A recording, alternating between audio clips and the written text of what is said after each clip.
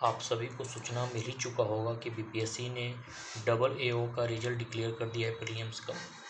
और जो आगे का डेट जारी कर दिया है मेंस का फॉर्म भरने का और उसे फिलअप करने के लिए। जस्ट उसके तुरंत बाद जो बीपीएससी ने जो मेंस की संभावित डेट जो दिया है वो 5 नवंबर से 7 नवंबर तक दिया है।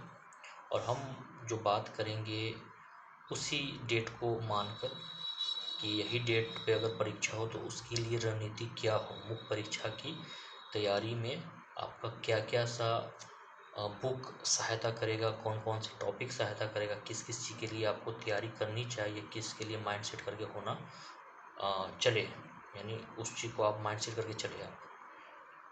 तो हम लोग बात करते हैं बीपीएससी का जो सिलेबस। अभी फ़िलहाल हम लोग जो बात करेंगे पेपर 1 और पेपर 2 के रिगार्डिंग बात करेंगे। पेपर 1 और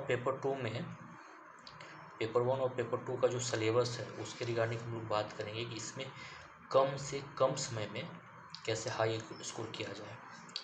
चलिए तो हम लोग बिना समय गंवाए उस पर चर्चा करते हैं।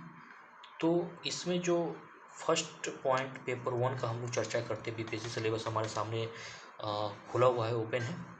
तो इसमें जो फर्स्ट है कि भारत का आधुनिक इतिहास और भारत का संस्कृति।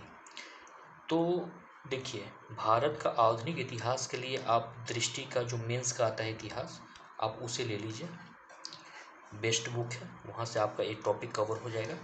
भारतीय संस्कृति, देखिए भारतीय संस्कृति में क्या होता है कि जो बीपीएससी जो पूछती है उसमें क्या है, आपको मौर्य का कला, पाल कला, पटना कलम और यही इसी रिलेटेड कुछ एक दो और पूछ लेती है।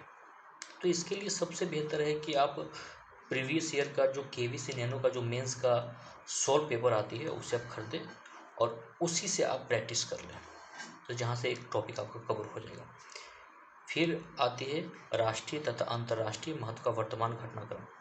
इसके लिए आप मेरे हिसाब से सबसे बेहतर होगा विजन आईएएस का स्टडी मटेरियल, जो मंथली जो आती है 365 या प्रत्येक महीने में जो निकालती है आप उससे कवर कर लीजिए, जो बहुत ही आसान होगा। सांख्यिकी विश्लेषण के लिए आप किसी भी बुक को आप प्रेफर कर सकते हैं, इसमें कोई खास बात नहीं है।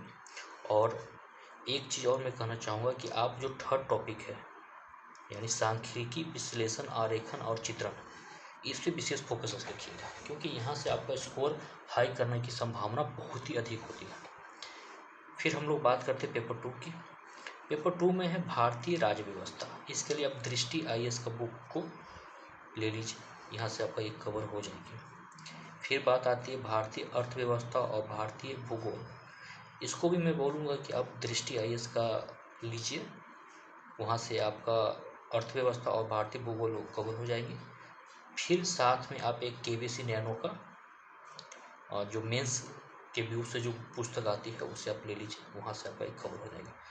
भारत के विकास में विज्ञान और प्रौद्योगिकी की भूमिका, इस टॉपिक को कवर करने के लिए आप विजन आईएएस 365 या मंथली जो मैगजीन आती है उसकी, उसे आप कवर कर लीजिए, या किसी भी अच्छे पुस्तक से जिसमें मोस्ट इम्पोर्टेंट करेंट जो टॉपिक साइंस एंड टेक्नोलॉजी का जो टॉपिक कवर किया उसको आप प्रेफर कीजिए। दूसरी बात, ये तो होगी बुक की बात। आखिर कैसे स्कोरिंग करें, हाई स्कोरिंग कैसे किया जाए। देखिए, हाई स्कोरिंग करने के लिए सबसे पहले होना चाहिए कि चुनना आना चाहिए आपको कि वर्तमान घटनाक्रम से रिलेट करके जो टॉपिक हमारा ट्रेडिशनल उसको कैसे इंटरलिंक किया जाए। जैसे आपको मैं बता दूं, इस साल उपराष्ट्रपति और राष्ट्रपति का चुनाव हुआ है, तो ये दो टॉपिक को आपको हर हाल में कवर करनी है पॉलिटी में, तो ये इंटरलिंक होना चाहिए। बाकी प्रीवियस ईयर का जो क्वेश्चन का जो पैटर्न है आप उसे भी समझें। कला संस्कृति को 4 या 5 टॉपिक है, उसको एकदम कर लीजिए, वही बार बार अल्टरनेट करके पूछते हैं, तो वहाँ से कर लीजिए। एक जनजातीय विद्रोह आती है, तो आप उसे भी प्रीवियस ईयर तक समझ सकते हैं। इसके लिए हम अलग से एक वीडियो बनाएंगे आपको, तो इसमें विशेष चिंता करने की बात नहीं है, लेकिन इस चीज़ को आप समझें, क्योंकि समय मुझे जहाँ तक लग रहा है कि बीपीएससी आपको ज़्यादा समय देगा नहीं। 5 नवंबर हो सके या उसी पे अडिग रहे तो एग्ज़ाम ले ले, या ज़्यादा हो तो 10 दिन या 15 दिन आपको बढ़ा दें, मुझे जहाँ तक लग रहा है। लेकिन आपके पास समय बहुत ही कम है, इसीलिए समय को थोड़ा भी बर्बाद ना करें और सही डायरेक्शन में। देखिए, होता क्या है कि आजकल टेक्नोलॉजी का ज़माना आ गया है, यूट्यूब का आ गया है, तो अब उसमें क्या है कि आपको बथेरे मिलेगा। मतलब कहने का मतलब कि हर जगह आपको ये कर लो, वो कर लो, ऐसा हो जाएगा, वैसा हो जाएगा। इस पे ध्यान नहीं देना है। किसी एक अच्छे यूट्यूबर को पकड़ कर, जिन्होंने अच्छे से मेंस लिखा है, जिन्होंने उस चीज़ को बारीकी से समझा है, उनको फॉलो करें और बिना समय गंवाए इस चीज़ को तैयारी करें। और फिर नेक्स्ट वीडियो में बताएंगे कि आखिर आपको एक मेंस आंसर लिखने के लिए कौन सा स्टेप उठाना चाहिए। अगर कोई अचानक कोई क्वेश्चन आ गया और उसके बारे में आप जानते तो है, लेकिन प्रैक्टिस कर नहीं पाए, किसी कारण वो क्वेश्चन आपसे लिखा नहीं पाए।